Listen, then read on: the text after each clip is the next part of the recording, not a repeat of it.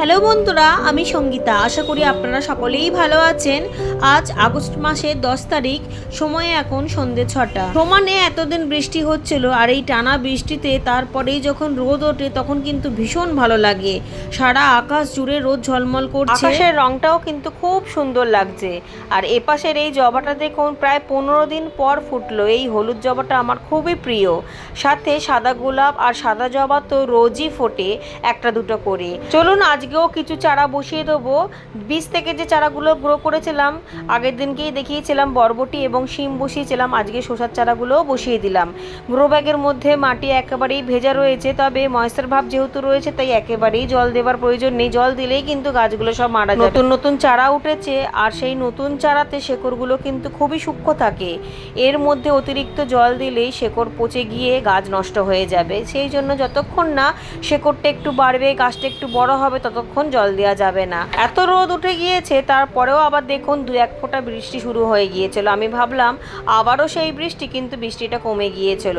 আর এই পাশে শিম গাছের ট্রেতেও শিম গাছগুলো সবই ঠিক আছে, তবে একটা চারা দেখছি একটু দুর্বল। জানি না ওই চারাটা বাঁচবে কিনা, কারণ আমি এর আগেও বলেছি সব বীজ কিন্তু সমান হয় না।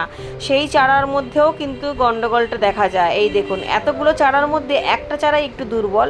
যদি বেঁচে যায় তো ঠিক আছে, না হলে কিছু করার নেই। এই জন্য একটু বেশি করে বীজ রোপণ করতে হয়। বাগানে কাজ করতে বসবো তার আগে গাছগুলোকে রোজের মতো একবার করে ভালোভাবে দেখে নিই যে কোন কোন গাছে কোনো পোকা লেগেছে কিনা বা মিলিবাগ লেগেছে কিনা।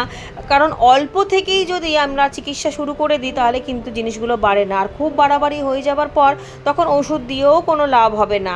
রোজই একবার করে দেখে নেওয়াটা ভালো। যেই সব গাছে বেশি পোকামাকড়ের উপদ্রব হয়, বিশেষ করে সবজি গাছে, শাক গাছে। কাটিং ডাল থেকে যে ব্লিডিং হার্টের চারাটা তৈরি করেছিলাম সেটা এখন কিন্তু খুবই সুন্দর বেড়ে গিয়েছে এবং গাছ ভরে ভরে কুড়ি এসছে।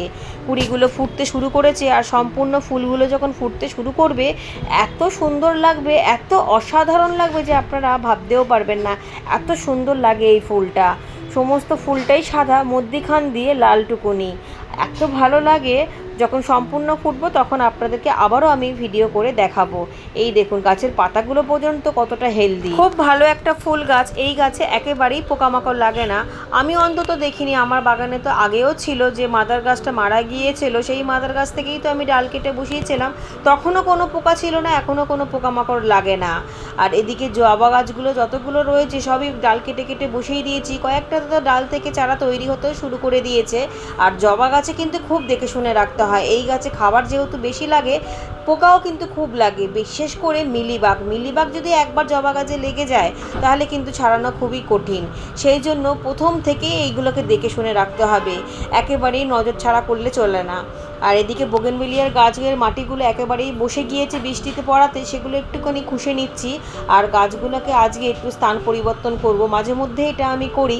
যে দিকটা বেশি রোদ থাকে সেই দিকটাই বোগেনভেলিয়া রাখার চেষ্টা করি, কারণ বোগেনভেলিয়া গাছের ওই একটাই শর্ত, রোদ পেলেই যথেষ্ট। রোদ ছাড়া সেই গাছ কিছুই চায় না, এত কষ্ট সহ্য করতে পারে। একটুখানি জল টান দিলেই কিন্তু কুড়ি চলে আসে, তবে কুড়ি চলে এলে কিন্তু জল টান দেওয়া যাবে না, তখন যাতে গাছের মাটিটা ময়েশ্চার থাকে সেই দিকটা লক্ষ্য রাখতে হবে। এত ভালো গাছ। সাথে এই ক্যারেটের মাটিগুলো যেগুলো তৈরি হয়ে গিয়েছে সেগুলো একটুখানি খুশে নেবো। এর মধ্যে শাকের দানা দেবো, একটার মধ্যে কলমি শাকের দানা দেবো আর একটার মধ্যে লাল শাকের দানা দেবো।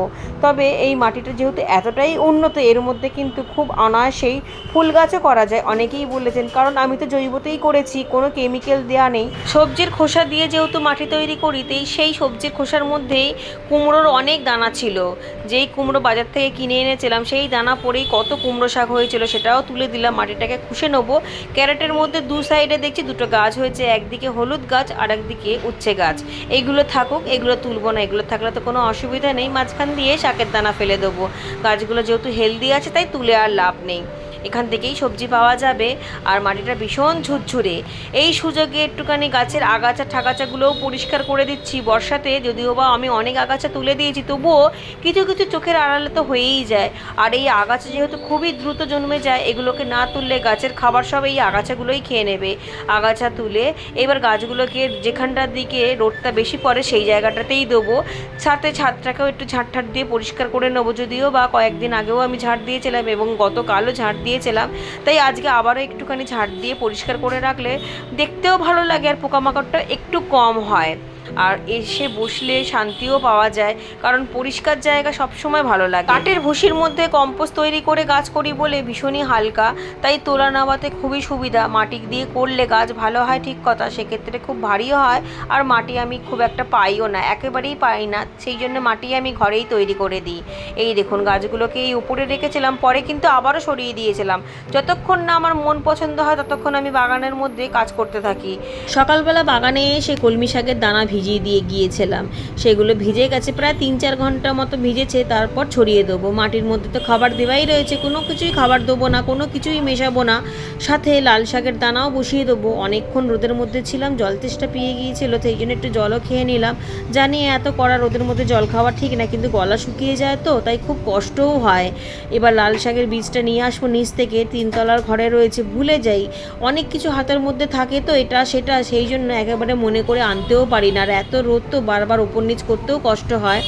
আর এদিকে রজনীগন্ধা স্টিকগুলোকে সবই কেটে দেবো আর পাতাগুলোকেও একেবারেই ছেটে দেবো, কারণ স্টিক হবার পর যদি পাতা ছেটে না দিই তাহলে এই গাছের মাটির থেকে খাবারগুলো এমনি এমনিই পাতাগুলো খেয়ে বড় হবে আর স্টিক আসবে না।